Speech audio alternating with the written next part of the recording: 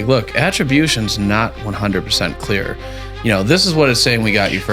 Attribution is bullshit because Google wants to think it's all attributed to them. Google's doing everything they can to keep their search volume up, but some of that stuff's just trickery. Right. Like the people also search for, click here, we'll get to the second search from you. Yeah. There's a chiclet at the top. You want the best, or the ones that are open. They're going to get the third and the fourth click out of you.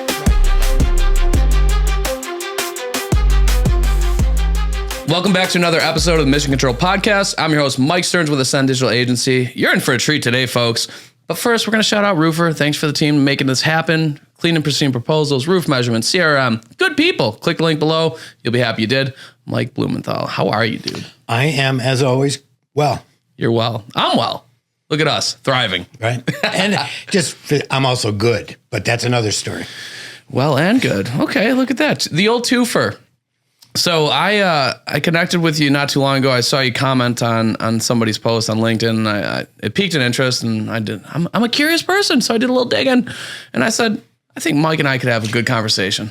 Well, here's hoping. Here's hoping. So what did I do? I shot my shot. You got to shoot the shot because you'll miss 100% of the ones you don't take. And here we are. So what is for the folks that don't know you and aren't acquainted with you, what is your background? Well, I'm a little on the mature side, so my background is quite long. How long do you want me to talk about this? As long as you'd like. Keep it interesting. Was raised in a family business, joined it after I traveled the world. I was a mountaineering guide, joined a family business, built a computer industry, built a computer retailer. The whole business, which was in Olean, was $5 million, 50 employees, went to hell in a handbasket in the late 1990s, closed it down in 2001. And somewhere late in the 1990s, I started developing open source websites using a content management system. Realized that SEO was critical. Got into local SEO at that time because all my websites were local. And when Google Maps came out in 2005, it was an epiphany for me because I had been using 10 yellow page books to find my clients. And I was able to all of a sudden find clients in a 60-mile radius around Olean, which is what it took to get to 250,000 people. And I was able to build a reasonably successful web hosting, web design, SEO business. And then Google Maps came out, and I started writing about it 2006. So my first blog post was September 2006, whatever it said, 18 years ago. And I loved it. I loved everything about the algorithm. I loved the community that I was able to develop around it. I loved the idea that the internet had inverted. It used to be big companies got local customers, and now local companies could get worldwide customers. I love the inversion that local brought to that mix. And so I started writing about it, testing, experimenting, trying different things, started speaking at Search Engine Land and those kind of conferences. And in 2009, 2010, with David Mim, who's a long-term friend, and Mary Bowling, we started to build Local U, which was a local marketing training. We'd travel around to different cities in the country, like second-tier cities, because these big conferences all went to New York and LA, and we wanted to go to the Grand Rapids and the Birminghams of the world. So we built that business. I was kept my local SEO consulting. 2012, I helped found Gather Up, which is a review management SaaS product. All the while, so at that point, I was doing 3 businesses: my web hosting, web design, Local U, and Gather Up. And in 2015, I sort of sold my web hosting, web design business to my brother. 2019, I sold Local U to Sterling Sky, Joey Hawkins. And 2019, my partners and I sold Gather Up to private equity. Exited, but I love local so much. My motto is all local all the time. Yeah.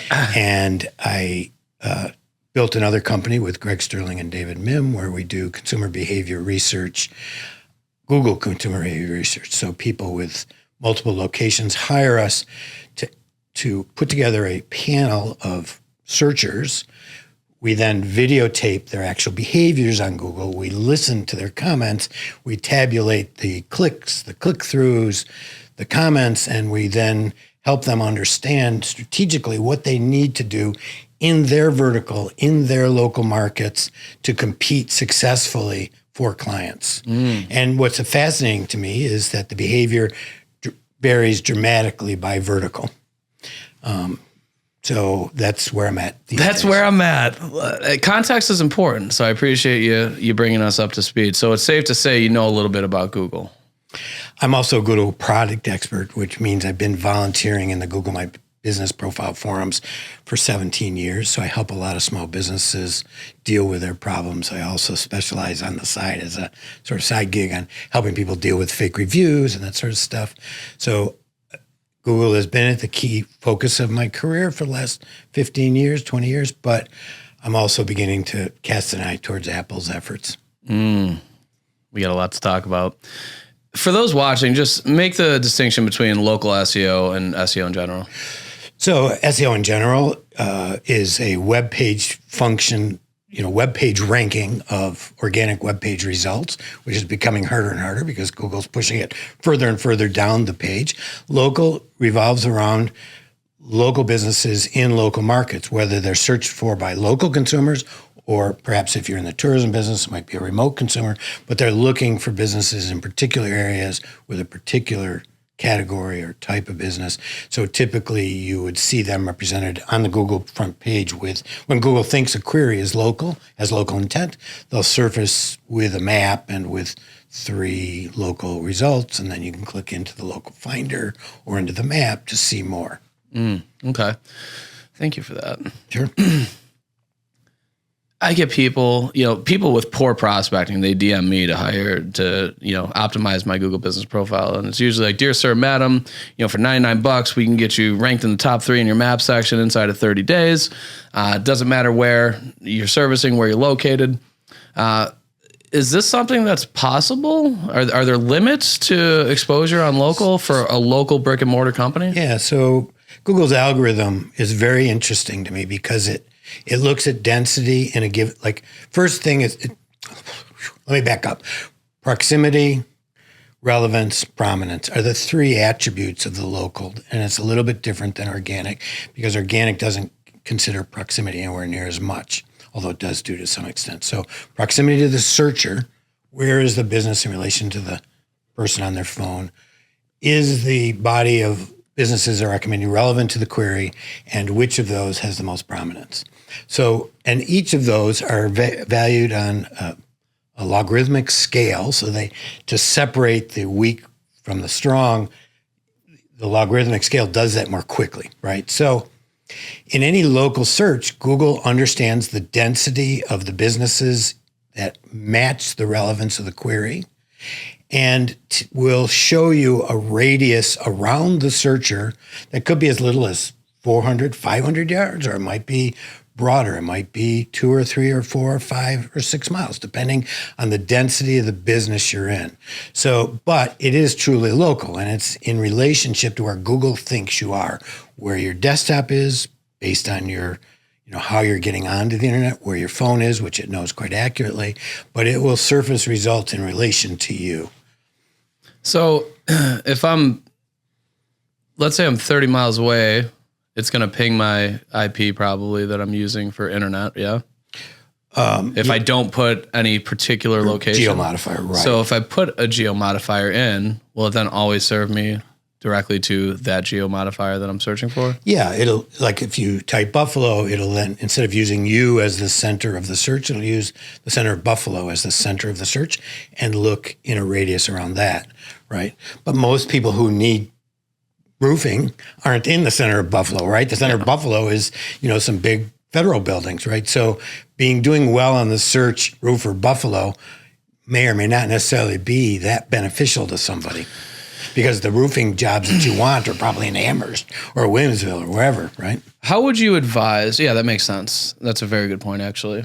How would you advise a roofer? Let's say they're in Buffalo, right? But they want to be Williamsville. They want to be Amherst. They want to be Orchard Park. Are they willing to invest in that? Or, yeah, they're willing to invest but they don't want to work in the city. Would you ixnay targeting for the city and solely focus on the suburbs? Well, if you're able to target where your customers are coming from, that's the critical question, right? Then you have to decide how much you're willing to invest to target that way. You can target with organic web pages, like you can create a web page for Williamsville specifically around your services, perhaps we talked about this earlier in the green room, with reviews from people in Williamsville, that kind of thing. And you could create a unique landing page for Williamsville, a unique one for Amherst, whatever. So you could target it organically. You certainly can target it by zip with ads. But if you want to target with the local pack, which probably is getting the lion's share, now not always, you would probably have to open an office in that. You have to see what the radius of the search is, and you'd have to have an office in that search, within that search radius, to show in the local pack. But, an office that might cost $200 or $400 or $500 a month might be worth it. Yeah. Right? Especially in roofing. I mean, now, the sort of curveball here is that Google knows what people respond to in virtually every vertical. So in verticals, for example, where local service ads are available, and they have a Google guarantee and review stars and been in business for this many years and a nice picture, whatever they have in the local service ads, those might detract from the other. We've seen typically most consumers are ad averse, right? They'll do a search in a given vertical. They'll say, I don't look at ads. But when local service ads are present, they frequently will go down the page and go back up to the local service ad, because the local service ad has attributes that people are looking for. Review stars, pictures, guarantees, that sort of stuff. So it depends. Again, this goes back. You need to know what results are showing for any given geography and query, so you understand how you might best compete for it. And it's probably some combination of those four things: local service ads, regular ads, local, and organic. It's so funny because, I have that conversation with people. I'm like, look, attribution's not 100% clear. This is what it's saying we got you for. Attribution is bullshit, because Google wants to think it's all attributed to them. But, with their new algorithms, with nav boost and brand sort of acceleration, they get the last touch point, but they may or may not have generated the lead. You know? And they're very much about claiming to be the attributing source, when it might have been the billboard you have over 190. Well, and that's the thing, and it's a hard conversation to have with customers. I've got a client recently, and he's talking about scaling back some of his traditional media. Now, this company, over the last 4 years, he went from sub $1 million to 20 million. Well, he can afford to scale back at this point. He can afford to scale back, but the problem is he wants to go to 40. Oh, well. So I'm like, well, here's the thing. I said, it's as clean as it's going to be as far as local service ads got me this. We got this many hundreds of local leads from SEO. But that's just last point of contact, not necessarily. Well, and that's the thing, right? So that's why it's as clean as it's going to be. It's not perfect by any stretch of the imagination. But with like branded based traditional media, I said, good luck really trying to deduce exactly how effective it is. Like I said, but here's what I can tell you.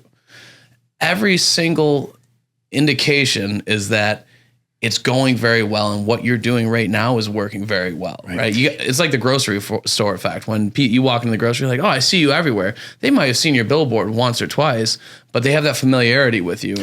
And it is likely that the way Google's current algorithm is working, that brand awareness and people searching on your brand likely accentuates your rank in other categories. Things like them actually picking you and maybe doing driving directions, or picking you and look at your photos, picking you and landing on your website. It's called Nav Boost.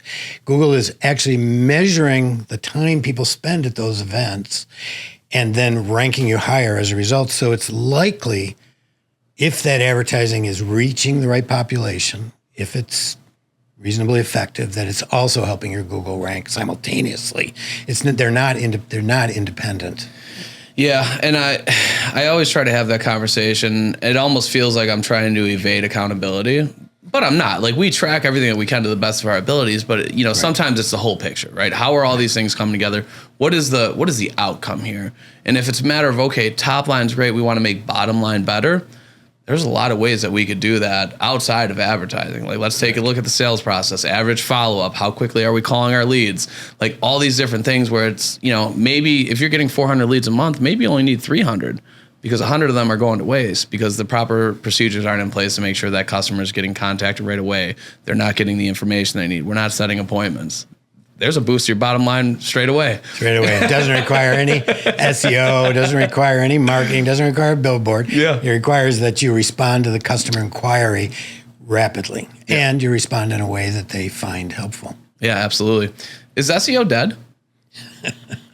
Well, I've been hearing this for 15 years, so I'm just interested in your take on this. So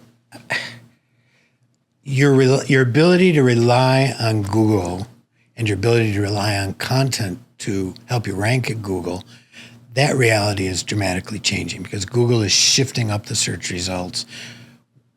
There's a lot more focus on imagery and video in the search results. There's more focus on Google capturing the next search from that person. So people also search for the more visuals in the ads, all this sort of stuff. So when you say SEO is dead, you have to qualify it. I mean, is organic as a organic website positioning dead? It's harder to compete than it used to be. It still offers reasonable opportunities, and in some verticals, much more than others. Local, by all stretches, still is very good because there you don't even care if they visit your website. You care if they call you. Sure. Right? So what's called a zero click, where Google steals the consumer, is fine in local because you're still getting that lead. So all of those things require good SEO, but these days, like I said, good SEO requires good branding and people searching for your brand because that seems to accentuate and accelerate your SEO efforts. So it's still a total package.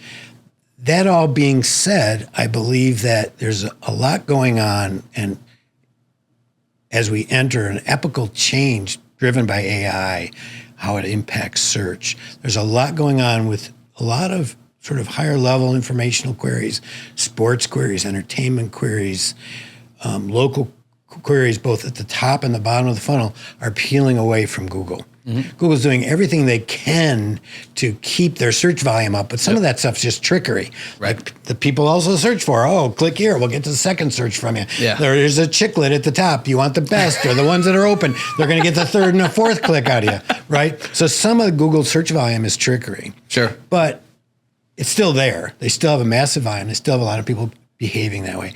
Your trick on Google is to look better than everybody else. And that's where local is very powerful because you can have the best photos, you can have the best looking review ratings, you can have, all of the stuff that people find attractive the longest time in business. All of those sorts of things are very helpful in local because it's easy to stand out from the competitors that way because most of them have crappy photos, have fewer reviews, haven't spent the time. So one of the benefits of local is just helping to burnish your image so that you look as professional as you are. Yeah. No, that makes a lot of sense. One thing that we've been focusing on personally, I'm not an idiot. I know that Google will cede market share to other platforms over the next 5 years, likely probably ChatGPT. Actually, I think it's more likely Apple. Apple?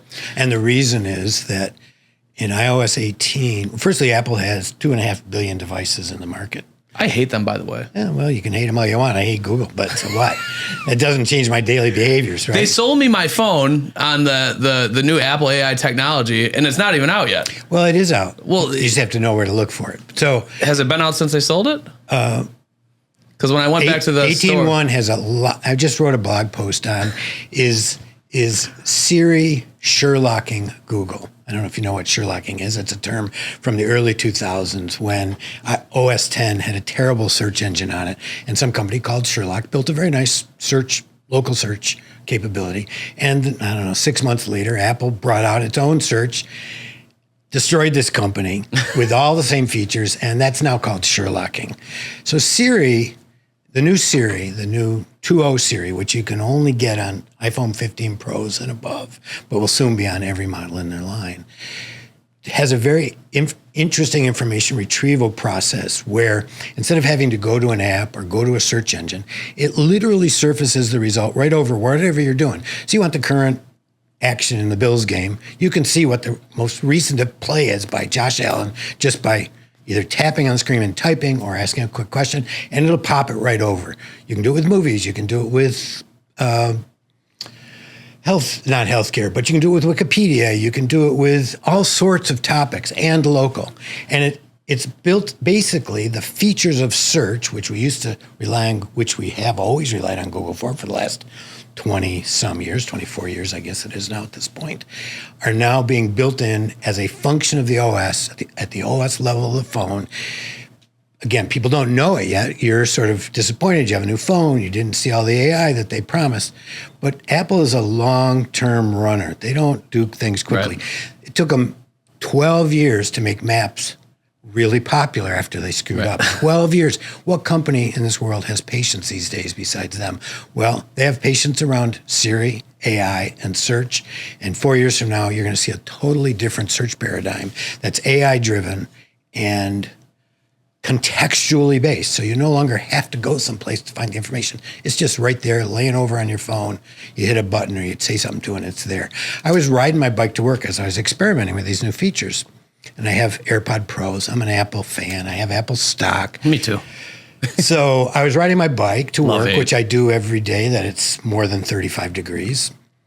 And I said, as an experiment, show me some nearby, tell me, I'm looking for nearby lunch restaurants. And it said, the nearest one's a Beef and Barrel. Do you want that? I shook my head, no. And my AirPods, no, yes and no. It said, okay, the second choice is Angie's Restaurant. Do you want that? I shook my head, yes. And it said, do you want me to call or give you driving directions? So this ability to, and it was very contextual. I mean, I was riding along, listening to a podcast, and I asked it this question. It layered the information right over the question and then offered to do a task for me at the end of that, all based on me shaking my head, yes or no. It's amazing. And that's search going forward, whether it's Android or iPhone, doesn't matter. But what you see in Apple, iOS 18, particularly in 18.2, where they're now going to bring ChatGPT in, so anything that they can't answer from their knowledge graphs. And Apple has a significant number of knowledge graphs that they've built out over the last 12 years. Sure. Entertainment, movies, music, classical music, Wikipedia, the web, local, a number of knowledge graphs. I mean, and so those are all immediately there. And when they can't be answered, Apple's going to go out to ChatGPT for now. They've made it clear that they're willing to accept Gemini.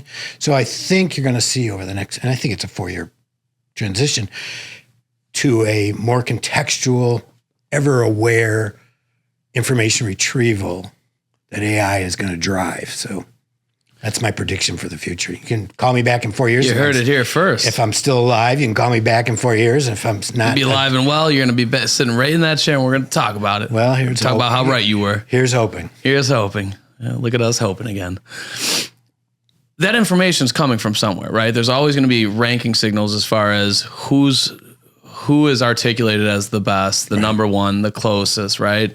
And the way that I see it, like recently we've been putting some R&D kind of behind these things. It's like, okay, so we're ranking number one on Google. Fantastic. This customer is getting 50,000 people to their website, 10,000 people to their website. If it's transitioning, if TikTok all of a sudden takes a lion's share of traffic, which I know it won't, but like 3 years ago, a lot of people were using TikTok as a search engine, and I think some people do. They still right? are, yeah.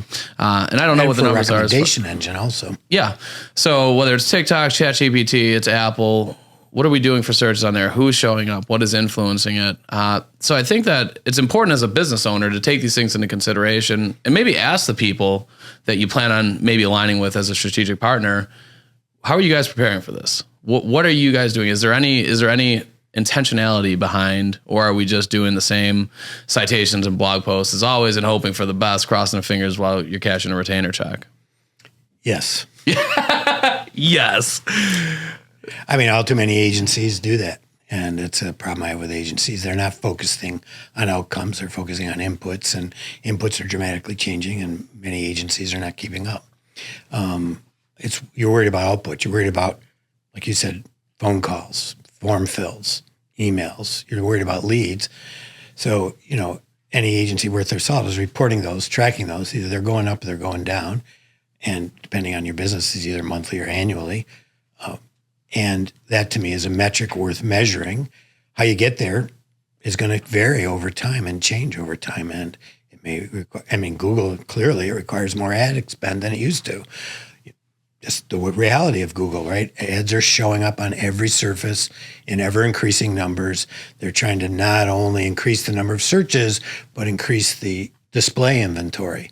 They're driven by, they're a capitalist company first and foremost. They're driven by the stock market, and they're in a very defensive position with no longer having the technological lead. Now they have a massive built-in moat with their indexes and their programming, but that's all shifting. And whether it stays with Google or goes to Apple or goes to ChatGPT, we don't know. But in the end, I'm not sure it matters. I mean, a great website with easily identifiable entities on the website, whether you schema or just clear website laid out, with content silos that speak to all the things you do and why you do them better, with fresh content, with great photos, with good reviews, good feedback, good customer service, off digital advertising to reinforce your brand. I think in the end, most of these ranking things are going to be, they have to be focused around those in some broad way. Right. So you got to do the basics. So like when we were on ChatGPT, I was with a client and we were at the Roofing Process Conference down in Marco Island. Marco Island's great if you want just a serene area. So I'm this is in Florida. Yeah. I mean, I go to Florida as little as I possibly can. Yeah. I mean, it's nice. It's a quaint area, very, very tame, docile. You know, if you're looking for something to eat late, you know, there was nowhere that we can get food. We went back to the hotel and we have 2 caprese sandwiches and a bag of chips, and there was 4 of us.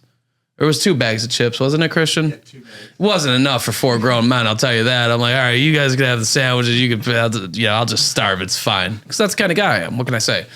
But you know, the burden of ownership. I know, servant leadership. You guys eat, I'll starve.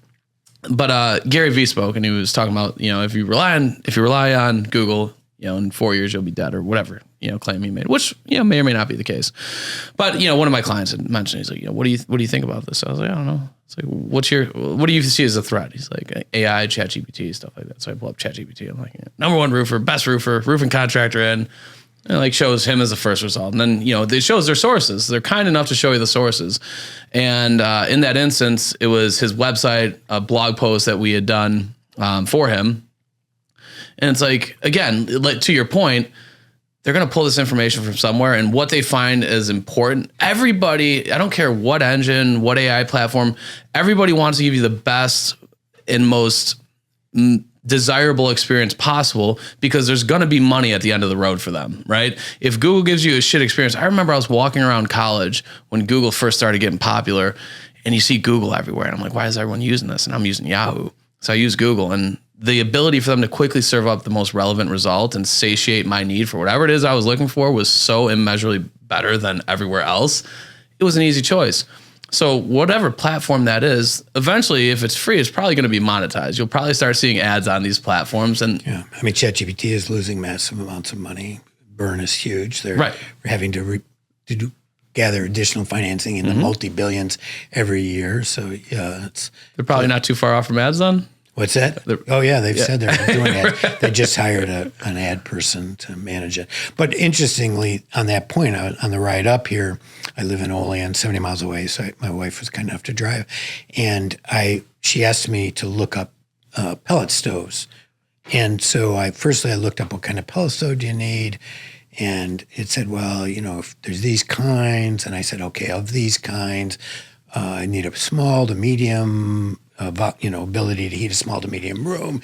It said, well, here are some recommended brands. And then it said to me, do you want me to look where you can buy these brands locally?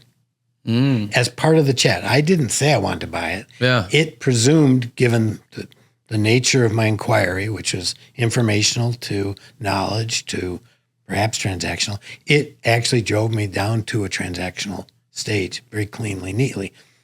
So this feature, ChatGPT, is going to be built into your iPhone, which the problem that ChatGPT has is they don't have the distribution that Google has or that Apple has. Distribution in the sense that Google has Chrome, which is on everything. Google has Android, which is half the market. Google has mindshare, distribution of search. ChatGPT doesn't have that. And so ChatGPT's arrangement with Apple is very interesting to me because it gives ChatGPT massive distribution. There's 2.5 billion Apple devices in the world. So wild. Crazy number, of which, right now only maybe 500 million are ChatGPT compatible, but every product in their line within a year will be. So within 2 years, you're going to have 60% of that 2.5 billion, that's somewhere $1.25 billion, will be ready to do this. So that's what with Apple's slow build out. And ChatGPT is going to be there first as the answer of choice when Apple can't answer it through its own knowledge graphs. So, and that distribution is going to be key to ChatGPT's success. Yeah. It's so fascinating. It's a wonderful, wondrous world we live in. That is a fact. So I'm going to ask you a question, and then you just tell me what the first thing is that comes to mind. You do a lot of research. What's the piece of research you've done recently that stands out to you? So we do consumer behavior research at Near Media, and we look at user behavior. We put together panels. We give them a problem, say, you need to find a new doctor. And we then videotape their screen behaviors, whether mobile or desktop. We listen to what they say. We ask them to articulate their thoughts, and then we tabulate all that. So we've done a number of verticals for large multi-locations, a couple of government jobs. So doctors, lawyers, storage. And what's fascinating to me is, one, every vertical is unique, and hotels, home kitchen repair, and country behavior is unique. And there's very little between those. For example, if you imagine like a spider chart, and in one corner is price and maybe proximity on another point, and then maybe reputation and life impact and these variables, what you'll see is there's like price, proximity decisions like storage. They don't care how many, they just care where it is and how much it costs. And in that context, reviews becomes totally secondary. They'll use it to eliminate one of the proximal choices, but they won't use it as a primary decision. Whereas with physicians, people will go into the local finder. They'll click through from the 3 local pack into the local finder where there's 20. And they will scan through 20 results looking for the best doctors because stakes are high. Well, they're not as high as some things, but, doctor's choice is, this was primary care and OBGYN, so it's somewhat optional, but you want the best. So they used reviews in that context to get the best. They'd pick 2 or 3. So the other point here is that it isn't the number one ranked thing. It's like they were looking at all 20 to pick, and if you had the best pictures and the best reviews, you at least had a shot at them. Now, they'd pick 3. They'd go through to the website, and they'd say, gee, do these people look like me? Oh, these OBGYN, these are all men. I don't want to deal with them. And they would use, do they look like me as a rejection, right? Black people would look for black physicians. Women would look for women physicians, those kinds of choices. So in that case, the reviews were a primary driver, but in the end, it came down to whether they felt compatible. And so each vertical has these amazingly different, and Google knows all this. Lawyers, they typically were looking for years in business gravitas because it was an employment lawyer, and they were looking for people who would take care of them as best as could be in an employment dispute. And they wanted long time in business. So these folks would often skip the ads, they'd skip the local pack, they'd go to the organic, they'd look for things like time in business and sort of gravitas. And this is the one time where we saw with LSA ads, where a lot of times there aren't LSA ads in legal, but sometimes there are. When there were LSA ads, people would go back, even if they said, we don't like ads, they would go back because the ads provided the types of things, the mnemonics they needed to make a choice. Years in business, reviews, pictures. Nice headshot.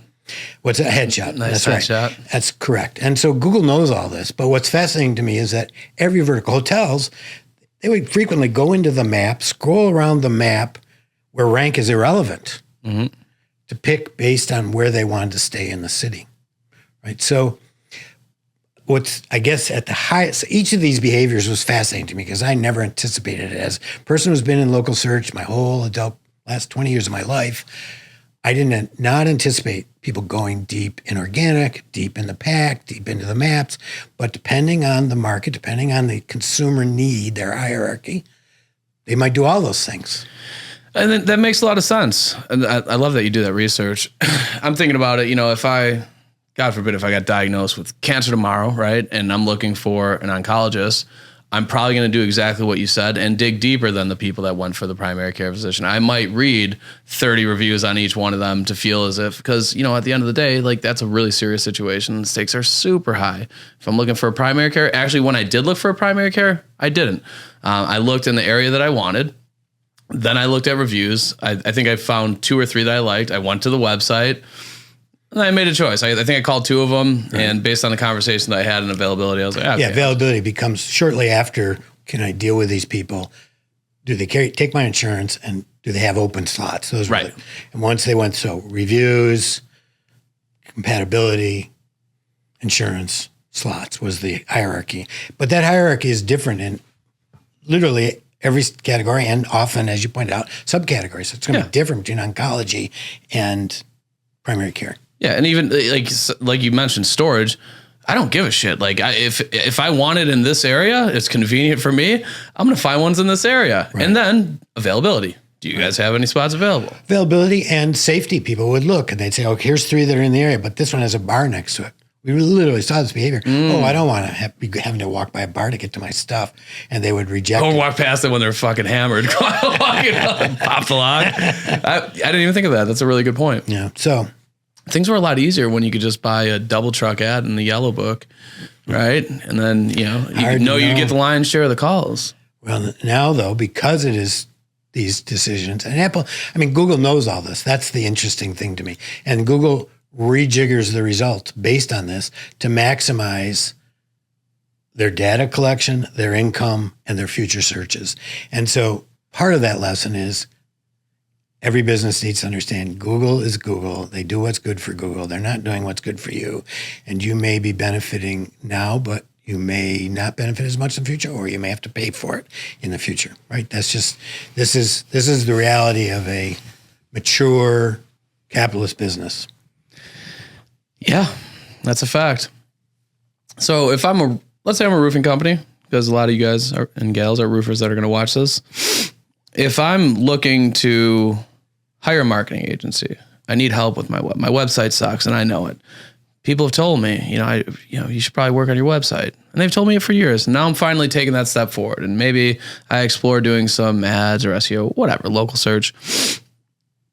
But I don't have the time to become intimately brought up to speed with regards to the complexities of all the stuff that we're talking about.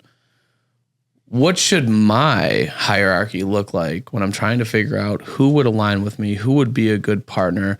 All I've heard, it's like roofers and homeowners. Homeowners don't trust roofers because they've heard all the horror stories, and those really resonate, and they stick with you when you're making a purchase for $30,000. Same thing with marketing companies and roofers. They've heard about all their friends getting robbed by these nefarious actors, and there's plenty of them. Guys, it doesn't matter what industry you're in. There's plenty of scumbags in the world. I will say that. So how do they make that choice and feel confident about it? I would start with the output. What reports does the agency give me? And are those reports germane to my success? Often I look at agency reports and I think, oh my God, gag me with a spoon. I don't give a shit about how many pages were served on Google. Yeah. I care about how many phone calls I get, how many contact forms were filled, how many SMSs I answered.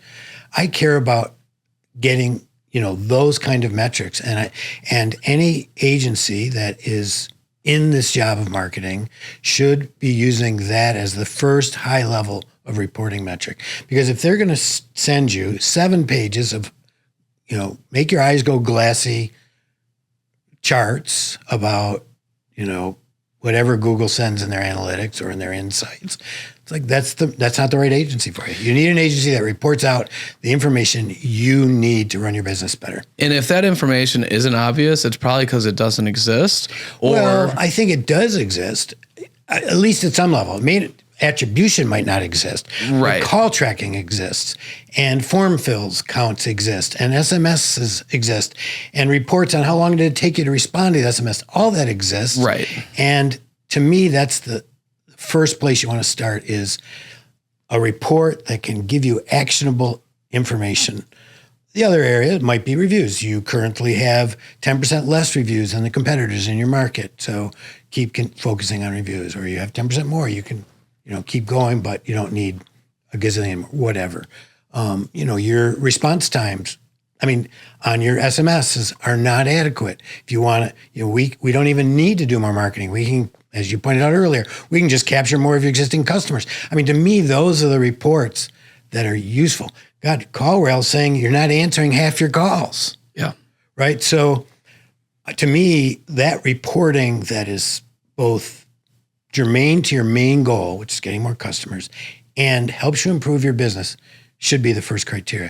After that, okay, then we can talk about how pretty the website is. Yeah. Dwell time, bounce rate. All that's, impressions. Send that to my, off to somebody else, right? The CEO doesn't want to see that. Well, when I say it doesn't exist, usually the leading indicator of what a customer in the roofing space is going to deem success, and what I think marketing agencies should look at too, is like, okay, leads generate, right? Because that is a surefire way to potentially get revenue in the door. And then you get into quality from there. How many leads? What was the quality of the lead? Right. Okay.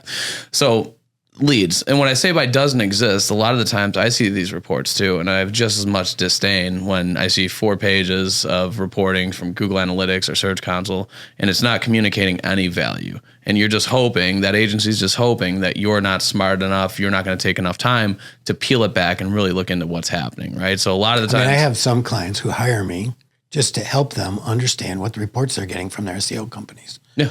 I do this regularly, and I say, look, they're showing you month over month. You need to see year over year. You're on a cyclical business. This is meaningless. Leads go up, leads go, or whatever, goes up or down, So one of the things that I will say though is, usually I don't want to see impressions with an agency you've been working with, but the one time that I do find it helpful is early on in an SEO campaign. When you do like your website rebuild, you do your tech SEO, you're getting pages indexed. Typically the precursor that we see to the influx in website that we need in order to actualize phone calls is going to be a pickup in impression shares, index pages, and things like that. Right, but that's important to you so that you can do your job. It's less important to the business who just wants more leads. In terms of a top level report, I'm not saying the report shouldn't exist. Yeah. I'm saying it shouldn't be front and center. Right. And so analyze the reports, understand why they're being sent to you. And if they're not meaningful to you, then you need to pick a different agency. Yeah. When we're working with somebody on SEO, I try to educate them as to that aspect of it, like success leaves clues. And the problem is especially with SEO, is the person that's fucking you and the person that's doing really well for you is going to tell you the same thing. This takes time. And they're both right. It's like the old adage, half my marketing works, half it doesn't. I just don't know which half is the one that's working. So to try to suss that out. So is that corollary to that is I have 2 marketing companies. I don't know which one's fucking me, which one's not. Yeah, exactly. Or trying to, right? Yeah, well. So, if you're 6 months into a campaign on SEO and you're in a highly competitive area, in a highly competitive vertical, it may not be reasonable to expect that you're getting phone calls at that time. However, it doesn't mean that you should blindly trust that, okay, in the next 6 months, it's going to get a lot better.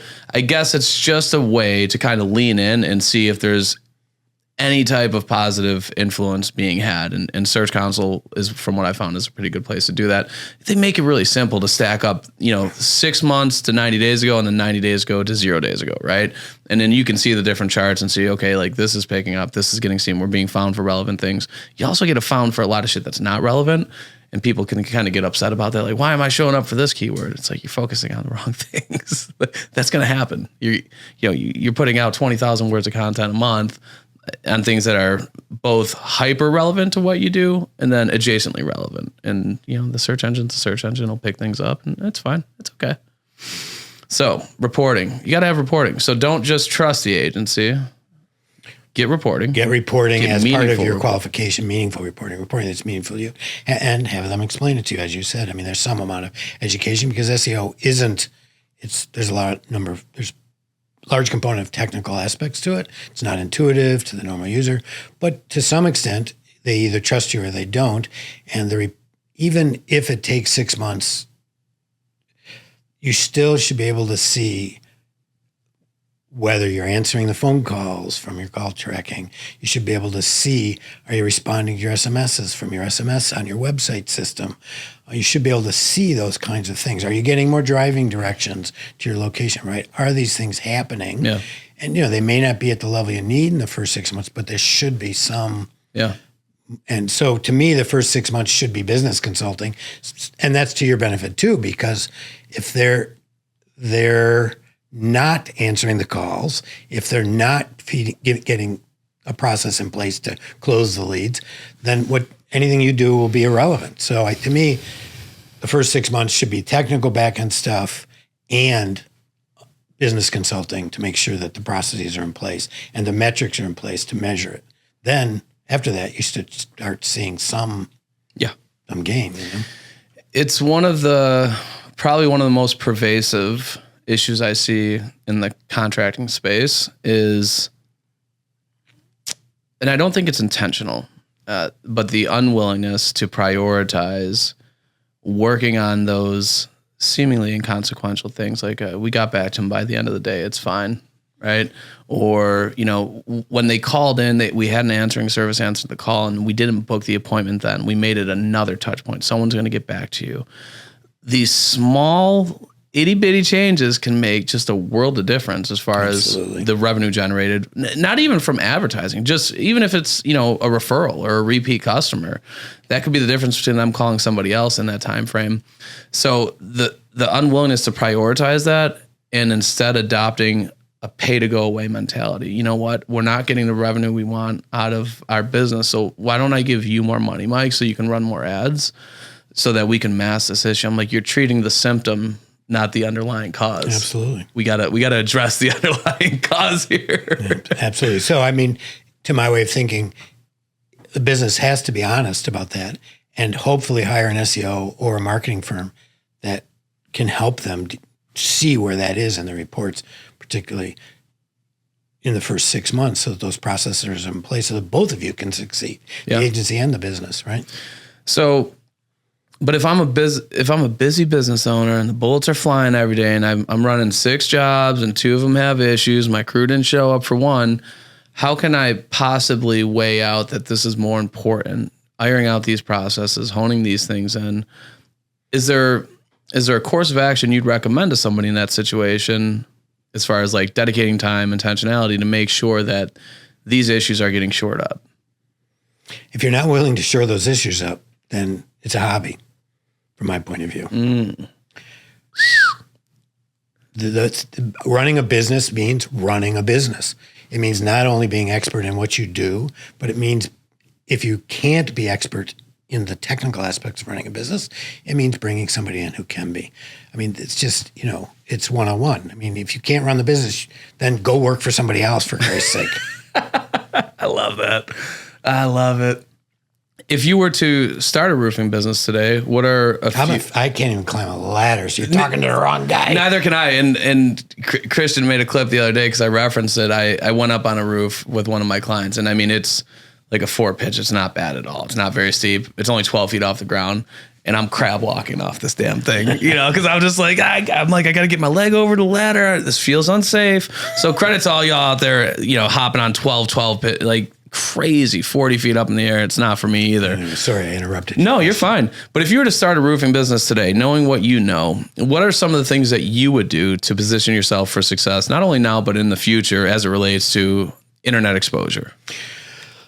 I would build a great website, a multi-page website that speaks to all the services you provide in great detail, organized by sort of themes, right? So you have different themes, great website with great professional photos.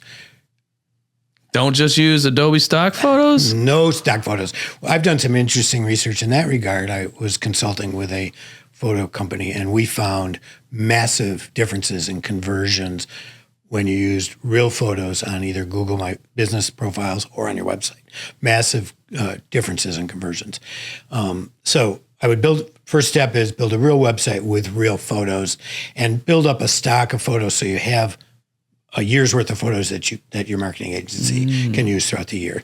I would then implement call tracking, because there's nothing better than to know how your calls are being handled.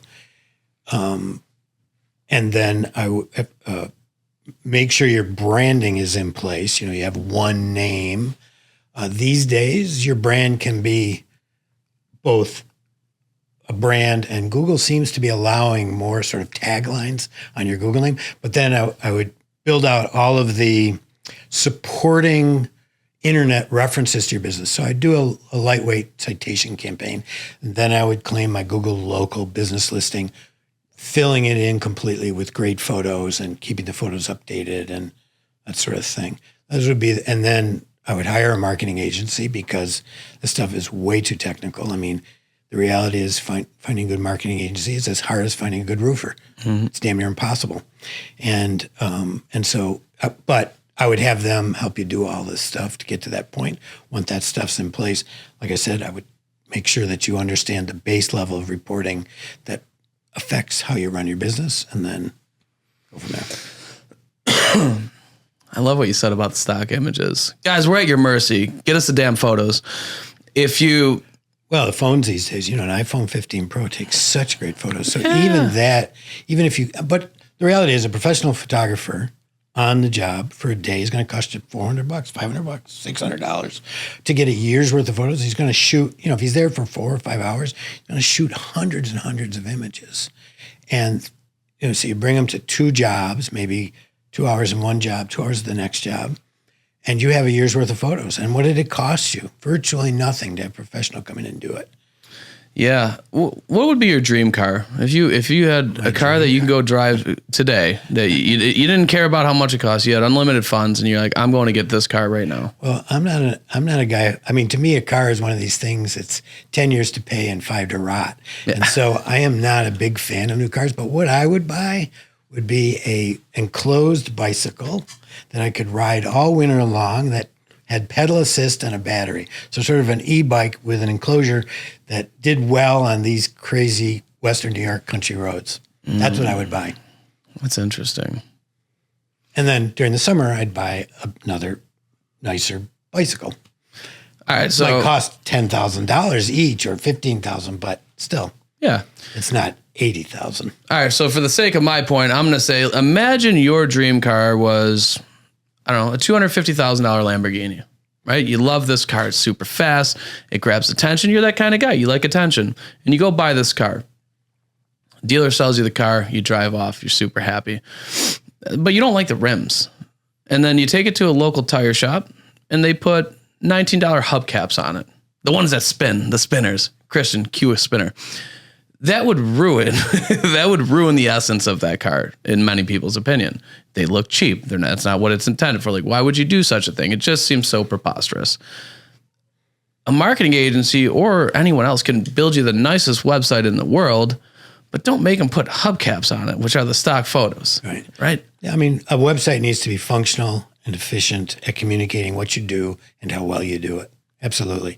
I mean, firstly, I wouldn't buy the Lamborghini either in a website. Just to be clear, I wouldn't buy it either in a website or in a car, because typically the Lamborghini doesn't answer the fundamental questions you need to answer that every customer is asking, right? How long to get the job scheduled? How long is the job going to take? What does your work look like? What is your review ratings? All that sort of stuff. It doesn't answer those questions, and you need a website that answers the questions in your vertical that people have. And that's the most important part of the website. That doesn't need to be.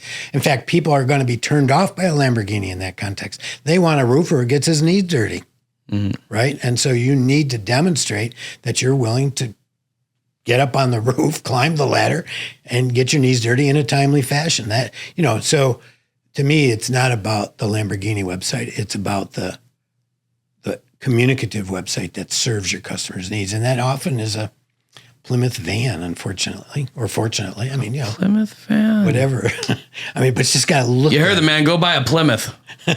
No, I would never buy a Plymouth. I mean, I once almost left one in front of the Dodge factory in Detroit. That was so annoying. It's like, I'm going to Detroit this weekend. Maybe I'll find it. Yeah, I should have done it and should have lit it on fire. You'd think after 100 and some years in business, they'd know how to build a transmission. They still don't.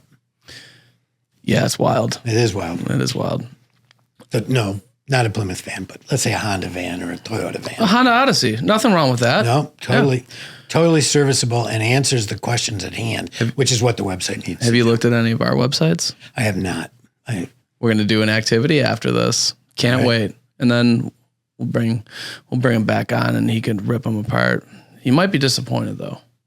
I hope you're disappointed. I don't want to disappoint you, but I hope you're disappointed. We'll see. Time will tell. Okay, so, but what are citations? You said you do citation work. Like, what is that? Well, let's see. So a citation is a name that David Mim, my partner, gave to structured information about your business across the internet.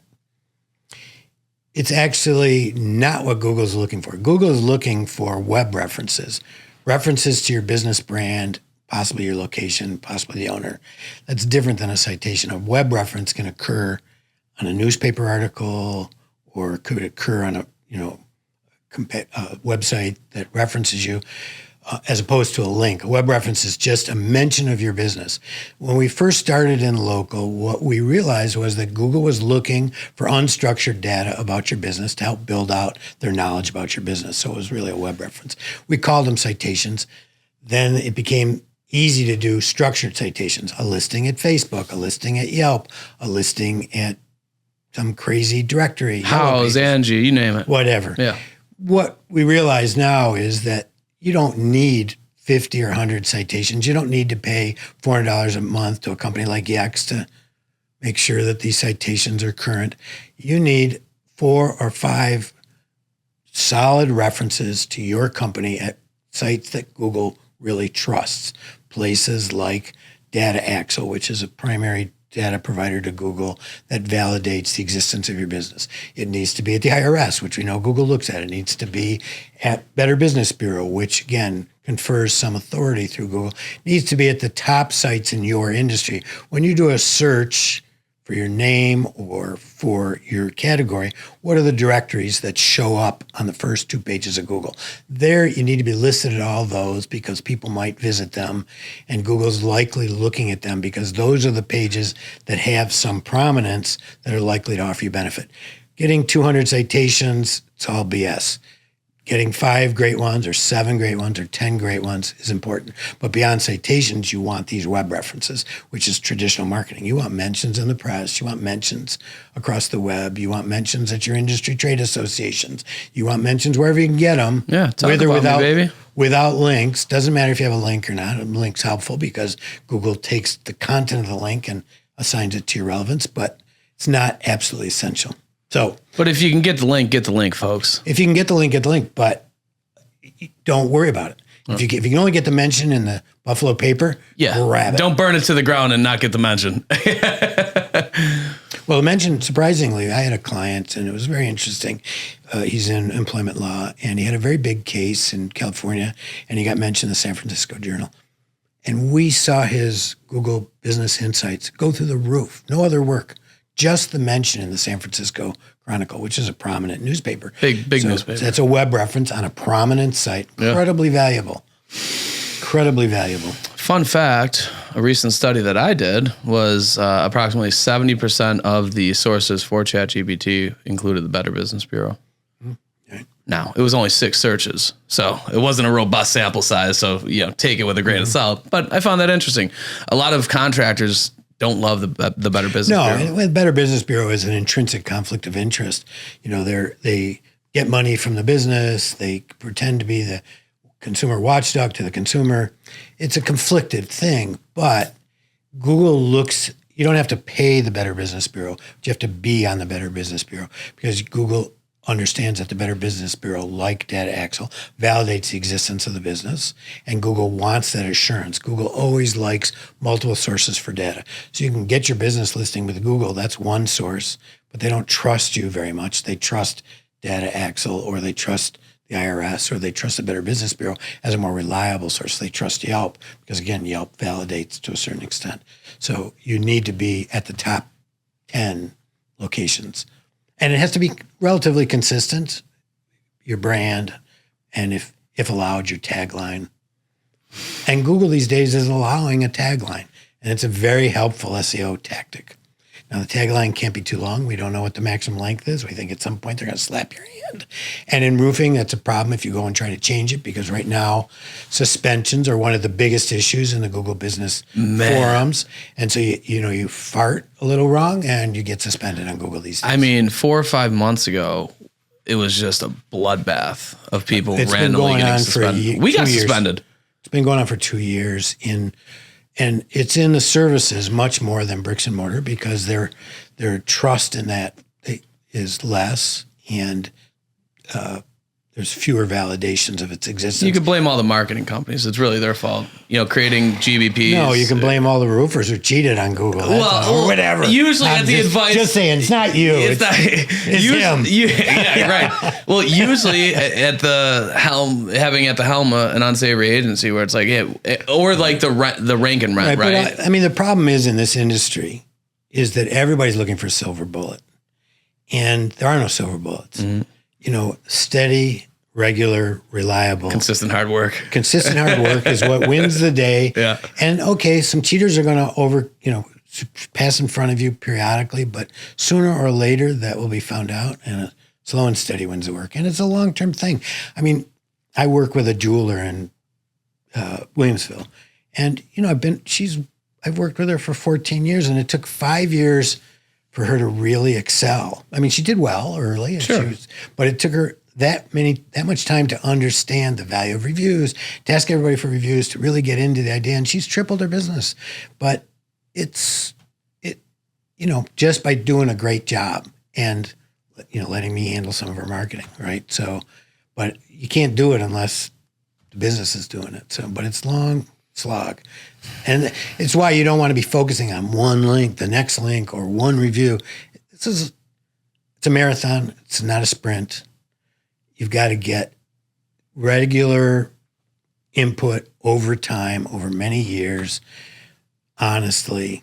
And you need to have respect for Google, respect for your client, mostly. And you will get your fair share. I love that. You got any questions for me? No. Nothing. Absolutely nothing. Well, I am curious what kind of reports you do. I am curious what kind of roofers you like to do business with. I am curious, how did you get into roofing as a vertical? Love that. So, I'll answer them backwards.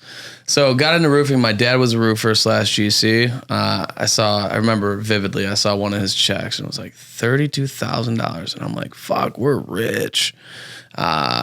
Worked with him a little bit and I was like, I'm not doing roofing. So I did collections throughout college, not the type you see on Dateline. I wasn't like an asshole about it, just really using empathy and I guess complex problem solving to help people. I got into it in like 2008 when, obviously we all know what happened around 2008. So a lot of good people in bad spots. So what does your AR look like these days? My AR? Not enough. I need more. Oh, I was thinking it'd be low because you're such a good at collections. No. I just showed up and worked hard. That's it. I wasn't great at all. So I made a promise to myself. I think making commitments to yourself and keeping those commitments, that's helped me a lot throughout my life. And I've gotten better at it over time. Consistent work. But I promised myself I wouldn't do collections once I graduated college, which took me 10 years to do because I had my daughter when I was 19. So fast forward, I wanted a sales job. I enjoyed the thrill of doing sales. And everyone's like, you can't sell. You don't got any experience. We're not hiring you. You're like 27 years old and you never sold anything. And I'm explaining to them. I'm like, and maybe I'm not good at sales because I'm explaining to them, well, I find people that don't want to be found. I cold call them. I get them to agree to talk to me. And then I get them to agree to pay something that they spent years ago or haven't had in years. That feels a lot more challenging than selling somebody something that's going to make them money, especially with marketing. So someone finally took a shot on me. It was a marketing agency. And I had a familiarity with roofing based on my exposure with my father. And I used to hand out flyers, like guerrilla marketing stuff back in the day for roofing companies. So is your father embarrassed that you're afraid to climb on a roof? I never got to ask him that question, but maybe. Sorry. Yeah, no, it's fine. So, and then I always, one of the biggest things when I started doing marketing was, I guess you really felt the distrust of marketing agencies. I learned that they didn't teach me that in my training, that people weren't going to trust you, but it became abundantly clear that there was going to be very much skepticism. So when I figured out like the type of people I'd like to work with, I had this familiarity and I thought about it, and lifetime value style business entities, so your restaurants, your salons, where you're making your money off that repeated customer coming back is much harder to track than people that you make the money once, we know how much you made. Yeah. And if I can attribute that to ads, that seems like a lot easier for me to show my value. So kind of like path of least resistance and familiarity, a blend between the two. Right. So that was years back, and here we are. Look at us. We're thriving yet again. And how many clients do you have? We're at about 60. And national or regional? National, yeah. We try not to take too many clients in one market. Usually for every like 500,000 people, we'll take one, but that's not always the case as well. We've got some markets where, there's 3 million people, but we only got 3 clients. We won't take any more. It really just depends. But we try not to be that company where it's like, we'll sign 15 of your competitors. That seems inherently shitty. If we don't feel like there's enough meat on the bone, we're not going to. Let's see here. One was reporting, but what was the one after reporting? I don't remember. Christian, do you remember?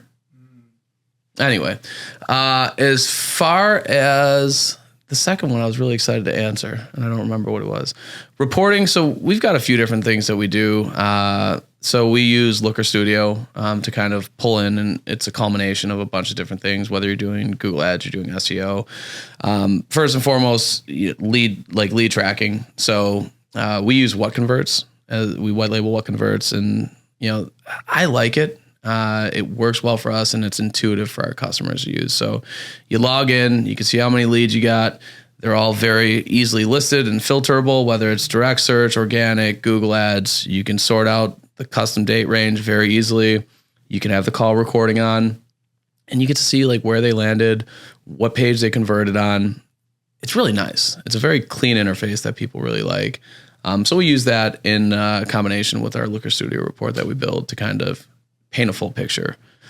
We do our best to get on meetings with folks. You'd be surprised. A lot of folks don't show up to meetings. Not surprised. I'm like, please show up. So what we've recently done, and I don't know why it took so long to try this, was we kind of rolled out bite-sized weekly meetings instead of your traditional like 1 meeting or 2 meetings a month that are half hour that they're fucking dreading and can't seem to find the time to have. Bite-sized meeting, 5-10 minutes. Like, what do we want to accomplish? We want to show you what we're doing, what we're seeing, iterations we plan on making, and we want to know from your side, what can we know to better position your brand or make changes to your campaign to be more in line with accomplishing what you want to accomplish? Like, that information is critical, because when we're running an ad campaign, we've got our key performance indicators to say, okay, this is going well or it's not going well. It starts with leads and ends somewhere in impressions, click-through rate, et cetera. But that tells a part of the story. Your metrics can look very good and your leads could be really shitty. Vice versa, your metrics can be underwhelming, but your lead quality and revenue generated from those leads as a result of the quality could be better than it's ever been. So we try not to make assumptions. So that's why that communication is so critical. And we really try to implore people to take that more seriously. Don't take the tact of, we're paying you, so do your job. This should be a collaborative effort. We're rowing towards the same goal here. Let's make sure we have some semblance of communication so that we can... Makes sense. Good plan. Yeah. Communication is critical, and all too often... That's what my therapist says. Yeah. All too often you get sort of opaque reports, and they don't mean much to the... they don't even have time to look at them because they're just page after page of... when I started my agency, the most important thing to me was transparency. So, for instance, you buy a website, you own the website. Now, we can't, if you make us use stock images, we can't transfer the license of stock images to you. So that's a you thing. Don't make us use stock images.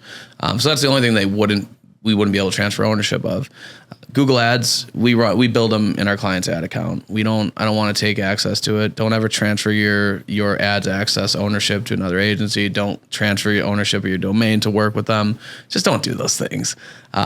So we try to operate out of a place of transparency. If you're spending $20,000 a month on Google Ads with us, I don't ever want you to question if $20,000 was actually spent.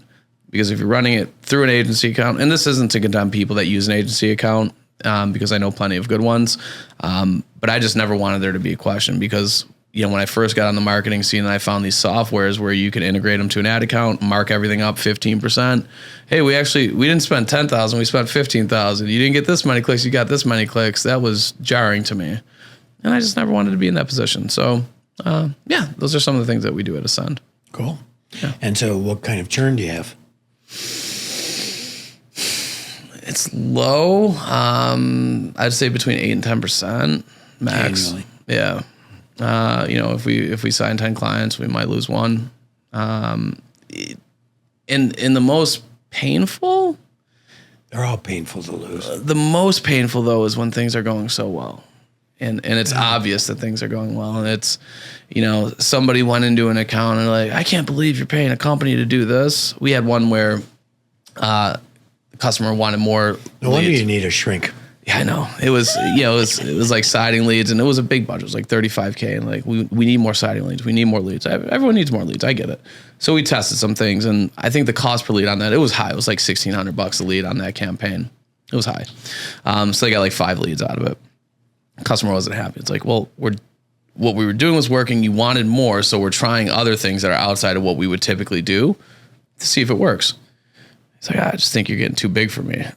I'm like, you have 1 hour weekly meetings booked with us that you never show up for. And I pay staff to sit there and have that time allocated to you. And I'm on a meeting with my 6-month-old on a minute's notice to talk to you. I don't know why you'd feel that way.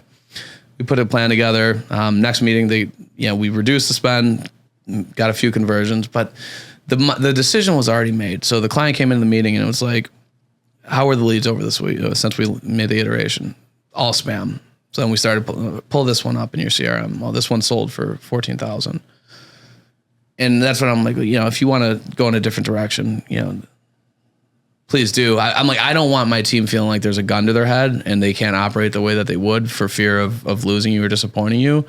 If we're going to come into meetings with this type of energy without regards to looking at what's actually happening, it's not going to be productive for anybody. Nobody wants to be in that situation. So I still love you, by the way. You know who you are. You know who you are. It's all good. Like you've got a business. You're just doing your best day to day. And it's some days it's easier than others. And some days it seems impossible. I live it. I know it. It's all good. Yeah, I love what I do. It's a lot of fun. What else? One more question. Come on.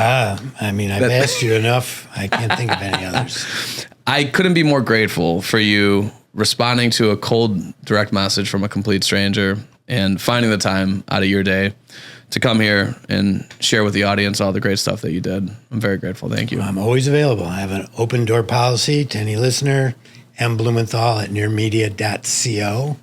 If you have any questions, I'm available. And there you have it. And I'm grateful for y'all too. Thanks for tuning in, taking time out of your busy day to listen to us talk. And once again, shout out to the team at Roofer. We appreciate y'all as well. 5, 4, 3, 2, 1, 0.